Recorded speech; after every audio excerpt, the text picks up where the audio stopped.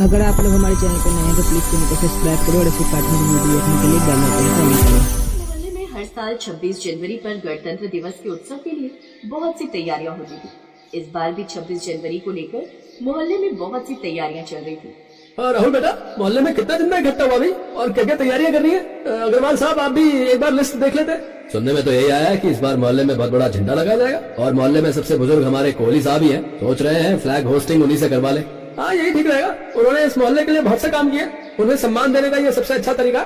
Agarwal uncle, flag का तो हो गया है काम। वहाँ मैदान में हम बड़ा फ्लैग लगा देंगे। बाकी पूजा और निशा सभी के देशभक्ति गीत गाने और उन पर बच्चों और बड़ों के डांस करने के लिए सबको तैयार कर रही है। हम सभी एक देशभक्ति गीत जरूर गाएंगे, क्यों शर्मा जी? हाँ, वही अपना पुराना गीत, जहाँ डाल डाल पर सोने की चिड़िया करती है बसेरा, वो भारत देश है मेरा। अरे साथ में हम वो वाला भी गाएंगे, मेरा रंग दे बसंती चोला।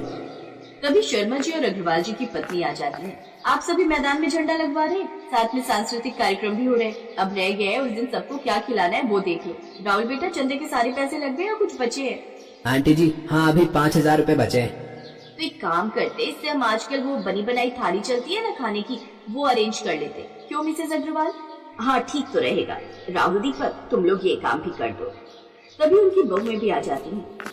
पापा जी ये देखिए, मैंने बच्चों की डांस परफॉर्मेंस के लिए ड्रेस भी मंगवा ली है और मैंने ये तिरंगे के रंग के रबर बैंड, हेयर बैंड और कलर्स भी मंगवा लिए। हम सब इस पूरे मोहल्ले को तिरंगे के रंग से रंग देंगे। सब लोगों में 26 जनवरी को लेकर बहुत उत्साह था। 26 जनवरी से एक शाम पहले सारी तैयारियां हो चुकी थी।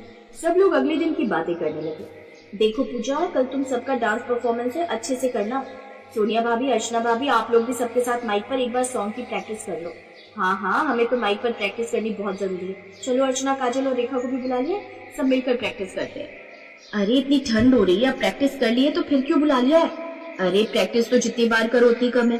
कल हमें बहुत बढ़िया परफॉर्मेंस देनी है। सच में कितना मजा आएगा। कल 26 जनवरी पर पूरे मोहल्ले में 26 जनवरी की धूम होगी। बहुत प्रैक्टिस हो गई, अब अपने घर चलते हैं। तभी शर्मा जी और अग्रवाल जी आ जाते हैं। उनके साथ कोहली अंकल भी थे। शर्मा जी, अग्रवाल जी, ये आप मेरे हाथों से झंडा। जी कोहली साहब, कल सुबह आपको यहाँ झंडा फहराना, ये काम आपका रहेगा। आप हमसे उम्र और तजुर्बे दोनों में बड़े, इसलिए हम सबने फैसला किया है कि कल मोहल्ले में 26 जनवरी पर झंडा आप ही फहराओगे। चलिए, थैंक यू सो मच आप सबका। आप सबने मुझे इतनी इज्जत दी है, मैं कल टाइम पर तैयार हो जाऊंगा। सब लोग मोहल्ले के मैदान में 26 जनवरी की तैयारी करके अपने अपने घरों में सो जाते हैं।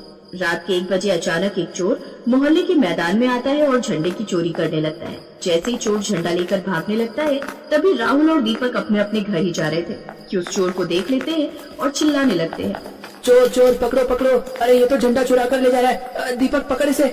ओए रुक जा, झंडा चुरा कर ले जा रहा है, तुझे अभी बताते हैं। सब लोग आओ, देखो हमारे मोहल्ले से ये चोर झंडा चुरा रहा था, हमने इसे पकड़ लिया है। Sharma uncle, Agarwal uncle, Kohli uncle, Anil भैया, रवि भैया, मनोज भैया, अरे जल्दी आओ, आओ सब आओ। राहुल और दीपक का शोर सुनकर अग्रवाल जी और शर्मा जी के बेटे दौड़ कर आते हैं। क्या हुआ राहुल, दीपक, कौन है ये? रवि भैया, ये चोर है, हमने इसे झंडा चुराते हुए पकड़ा है। झंडा चुराते हुए? मुझे माफ कर दो अंकल, मुझसे गलती हो गई, मैं चोर नहीं हूँ। चोर नहीं है तो फिर ये झंडा क्यों चुरा लेते? चोरी करते हुए शर्म नहीं आती? ऐसे किसी की कोई चीज चुराते है क्या? अरे और कुछ तो नहीं चुराया इसने, सब सामान देख लो इसका। नहीं, और तो कुछ नहीं चुराया, बस झंडा चुरा कर भाग रहा था तो मेरी नजर पड़ गई और मैंने दीपक को आवाज लगाई। पर तुम्हें झंडा चुराने की क्या जरूरत पड़ी? क्यों चुरा रहे थे तुम झंडा? आंटी जी, मैं बहुत गरीब हूँ, फुटपाथ पर भीख मांगता हूँ। बहुत दिनों से मेरी माँ बीमार है, मुझे कोई काम नहीं मिल रहा। जगह जगह काम ढूंढ रहा था कि कोई काम दे दे, पर सबने मुझे काम के लिए मना कर दिया, इसलिए मुझे भीख मांगनी पड़ी। मेरी माँ को बहुत तेज बुखार है और वो ठंड से ठिठुर रही है। हमारे पास ओढ़ने के लिए कंबल नहीं है, इसलिए मैंने सोचा कि ये झंडा मैं अपनी माँ को उड़ा दूंगा तो उसकी ठंड थोड़ी कम हो जाएगी। कंबल ना सही, देश का झंडा ही मेरी माँ की ठंड दूर कर देगा। बस इसीलिए ये झंडा लेकर जा रहा था, फिर आप दोनों ने मुझे देख लिया। तभी उस चोर की माँ जाती है और सबसे माफी मांगने लगती है। रामू मेरे बच्चे, मैंने तुझे कहा था ऐसा कोई काम मत करना जिसकी वजह से तुझे परेशानी। मैं ठीक हूँ मेरे बेटे, मुझे ठंड नहीं लग रही। मेरे बच्चे को माफ कर दो, ये मेरी वजह से ये सब कर रहा था। अचानक वो औरत जमीन पर गिरकर बेहोश हो जाती है। सब मोहल्ले वाले उसे संभालते हैं। माँ आंखें खोलो माँ, मैं वचन देता हूँ मैं कभी चोरी नहीं करूँगा। आप सब मुझे पुलिस के हवाले कर देना, मैं कुछ नहीं कहूँगा, पर अभी मेरी माँ को बचा लीजिए, मैं आप सबका एहसान कभी नहीं भूलूंगा।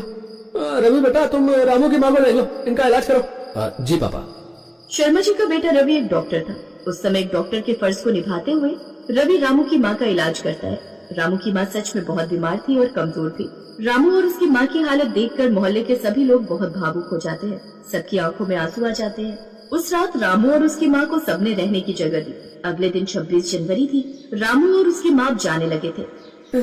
आप सबने मेरी माँ के लिए बहुत कुछ किया। आप सबका बहुत बहुत धन्यवाद। मैं वादा करता हूँ अब मैं कभी ऐसा कुछ नहीं करूँगा जिससे मेरी माँ को दुख पहुँचे। रामू बेटा, अभी 26 जनवरी का ना फंक्शन शुरू हो रहा है, तुम उसको वहाँ जाना है। शर्मा जी, आज रामू को देखकर मेरे मन में एक बात आई है। हम सब मोहल्ले वाले आज 26 जनवरी को एक अलग अंदाज में मनाएंगे। मैं सोच रहा हूँ कि हम देश के सभी जरूरतमंद लोगों को आज 26 जनवरी गणतंत्र दिवस पर कंबल भी बांटे और खाना भी खिलाएं। अग्रवाल साहब, ये तो आपने बहुत ही बढ़िया विचार दिया है। हम अभी तैयारी करते हैं। सारे मोहल्ले वाले मिलकर आज सामाजिक सेवा करेंगे। यही सबसे बड़ा राष्ट्रीय पर्व का जश्न होगा।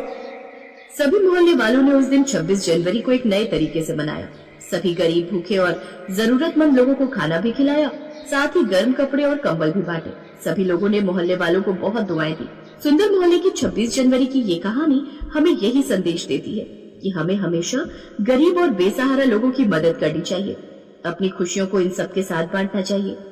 ये सब करने से हमें दिल से खुशी मिलती है और गरीब, जरूरतमंद लोगों की सेवा करने से उनसे मिली दुआएं हमारे जीवन को सुखमय बनाती हैं।